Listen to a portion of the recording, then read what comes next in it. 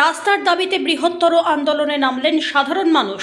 রাস্তা বেহাল থাকার কারণে তীব্র সমস্যায় পড়ছেন এলাকার সাধারণ মানুষজন। ঘটনাস্থল 10 নম্বর মারাইকুড়া প্রাইমারি স্কুল থেকে 4 লেন হাইওয়ে পর্যন্ত।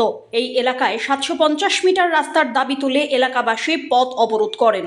অথচ জেলা পরিষদ থেকে 550 মিটার রাস্তার অ্যালটমেন্ট হয়েছে বলে দাবি তাদের।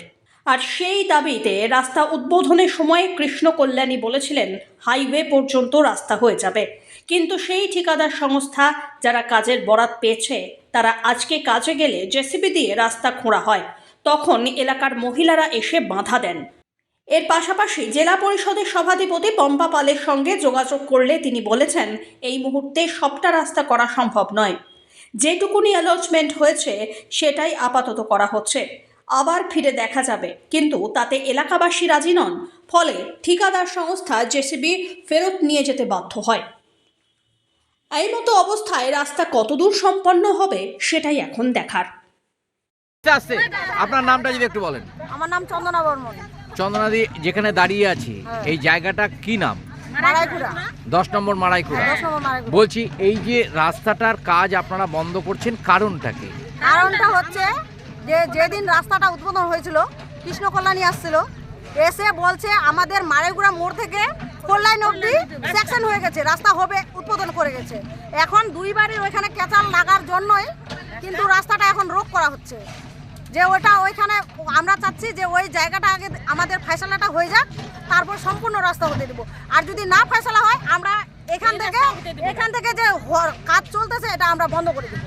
আমাদের এই যে বর্ষার সময় বাচ্চাগুলো নিয়ে যাওয়া আসি হয়, আমাদের খুব অসুবিধা হয়। ওইটা আর কি অনুরোধ আমাদের, যদি ওইটা সেকশন ভালো করে আর কি করে দেয় তাহলে আমাদের ভালো হয়, এটাই চাচ্ছি আমরা। 4 লাইন অবধি যেন আমাদের রাস্তা হয়। কৃষ্ণ কল্যাণী এটা বলে গেছে? হ্যাঁ, বলে গেছে।